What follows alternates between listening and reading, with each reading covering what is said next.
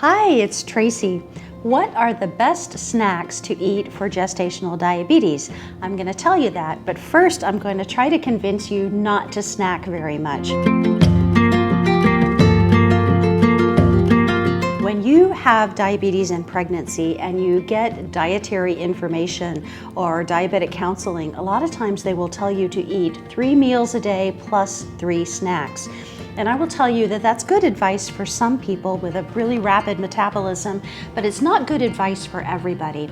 And if you're going to have less than 4 hours between meals, if you have breakfast at 7 and you're going to have lunch at 11 or 11:30, you may not need a snack. But if you're going to have lunch at 11:30 and you're not going to eat dinner until 6 o'clock, that's a reasonable time to put a snack in the mid to late afternoon. Snacks are overrated and not everybody needs to eat a snack between every meal. Whenever you eat food of any kind, your body starts to make insulin, and it does that mostly in response to carbohydrate load. But insulin is an anabolic hormone. It does plenty of good things. It helps glucose move inside the cells so you have plenty of energy, but it also promotes fat storage, especially if you eat food in excess of what you need. So you want to give insulin production a little bit of a break. So taking a few hours between meals, and if you skip a snack and go at least 4 hours in between meals, that can help cool off your insulin production, which means you're going to be more sensitive to it when mealtime comes around. So I'm not saying eliminate all snacks. Certainly if you're hungry, you should eat, but just try to space them out a little bit. You really don't need to eat every 2 to 3 hours. If you are going to snack, here are some great examples. Nuts are probably the best snack there is. It's one of nature's perfect foods. They're high in healthy fats, and they have lots of great nutrition. The best nuts to snack on are almonds, also walnuts and Brazil nuts. Those are pretty high in healthy fat and low in carbohydrate.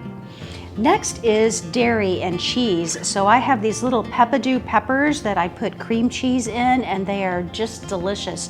And they're a little spicy, which means you don't tend to eat them as quickly and you don't really binge on these.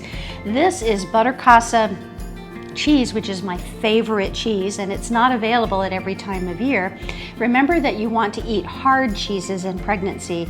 No blue cheese, no brie, no soft cheeses, because you're at risk for developing bacterial infections with those. But knock yourself out on cheddar cheese and Swiss cheese. Those are great in pregnancy. Deli meats you want to be careful of, but meat in general is pretty good. So some leftovers from last night's dinner, a little bit of chicken, that's a great snack for you. Lots of protein, not a lot of carbs. Next is tuna fish. Remember we talked about in our southern salads, tuna fish, chicken salad, and things like that. If you make them properly, they're very low in carbs and they're pretty high in protein. They make a great snack. To wrap it up, remember you may not need a snack. Maybe you're thirsty and you should have a glass of water and then see if you're hungry again. But if you're hungry and it's going to be a while until your next meal, eat a healthy snack. Just make sure it's got protein and fat and fiber in addition to just the carbs. I'm excited to announce that I'm introducing a course in September called Conquering Diabetes in Pregnancy.